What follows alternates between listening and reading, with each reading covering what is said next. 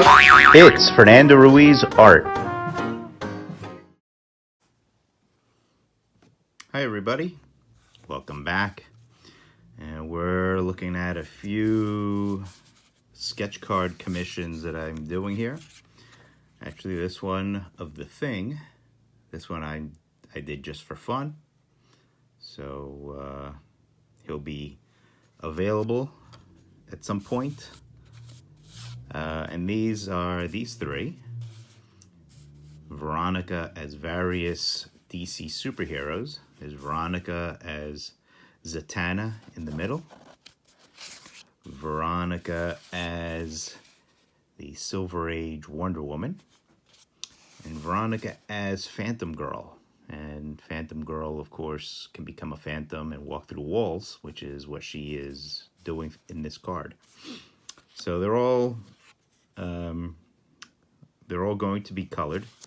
Wonder Woman here, Wonder Veronica here. She's getting her skin tones right now, but the others will be matching up with her.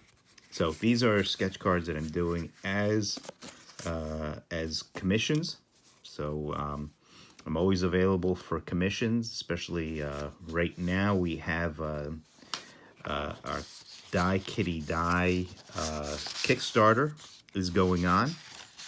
If you haven't check out my video. My last video was on our current Kickstarter for our 4th Kitty Die volume, Kitty Die Starstruck, where Kitty goes into space. So I'll be sure to link to that in the description below, and there'll probably be a link to the last video at the end of this one. But okay, today I want to continue with our perspective talk. Last time we, in video 2, which I'll also be linking to, we talked about the vanishing point. And today what I want to do is show you how the vanishing point can make a difference, how positioning that vanishing point can make a difference. So this was our last piece of paper, our last note. There's some sketches up there. So we're going to do away with this. And I'm going to get where's my rolling ruler? I'll just use my regular ruler. So I'm just going to throw down a horizon line, or as we more accurately described it in our first video, our eye level. And just to keep things simple, I'm going to draw this eye level pretty much across the center of the page, which means that we, the viewer, we are at eye level with everything here, everything in our field of vision. So as we discussed in the last video, and we're going to be drawing cubes just to keep things simple and to really get across what we're trying to do. So, and I'm going to draw a cube like so. And please pretend I'm using a ruler for this. Please pretend my cube is nice and straight and perfectly square. Okay, so I've got a cube like so. And last time what I did was I put a vanishing point directly behind my cube.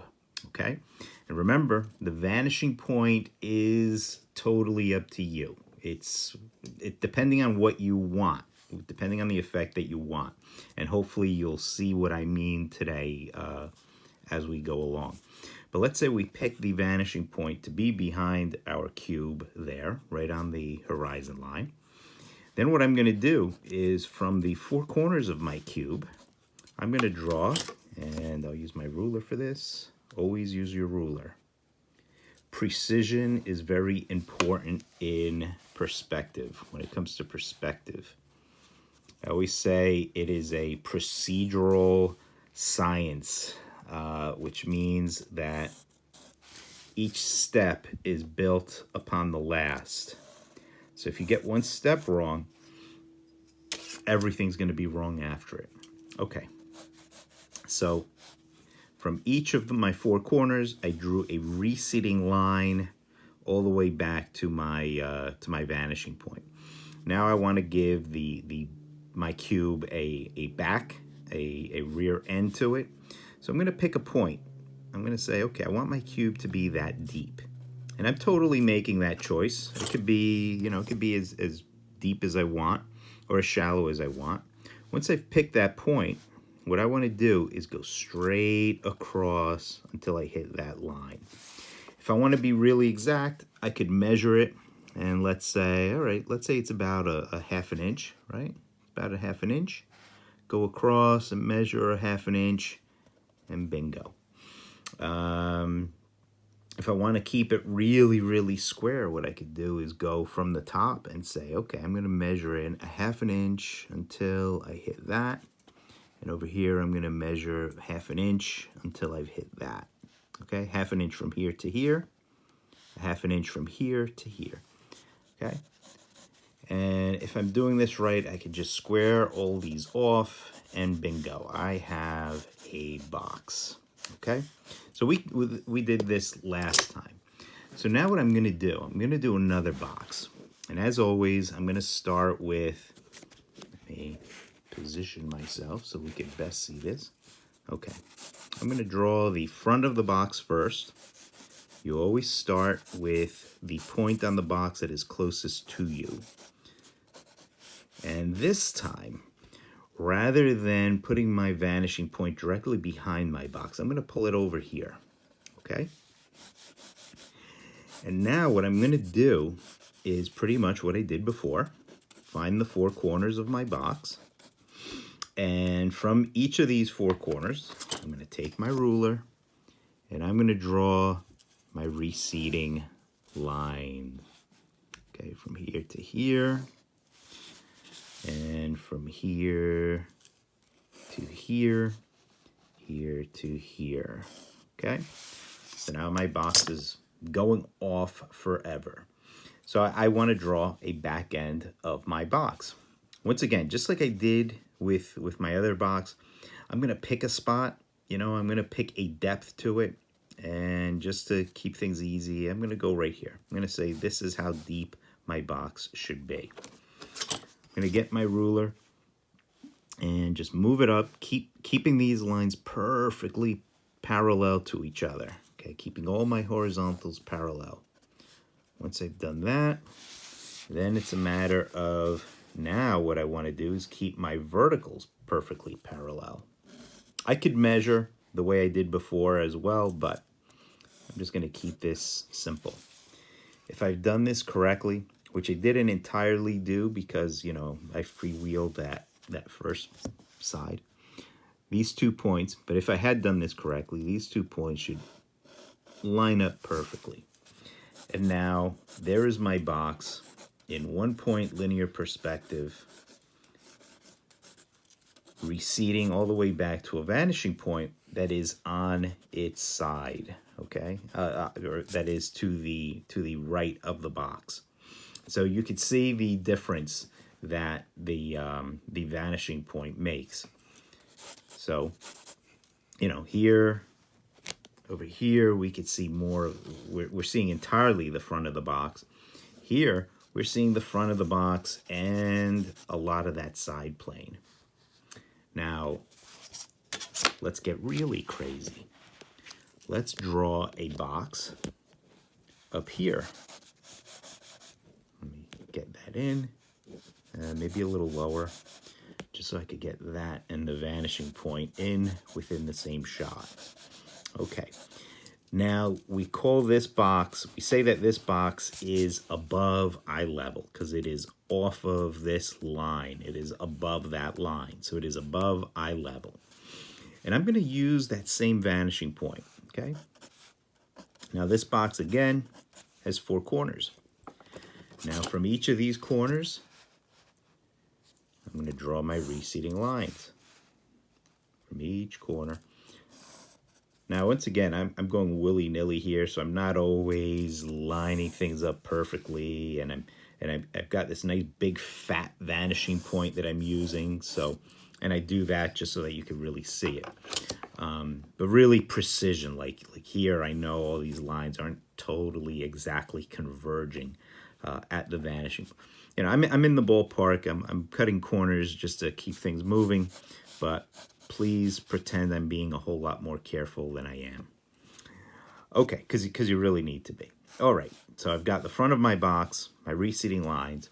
Again, I'm going to guesstimate a depth, say that deep. I'm going to line up with one of these lines, drop it down till I hit that, go straight across.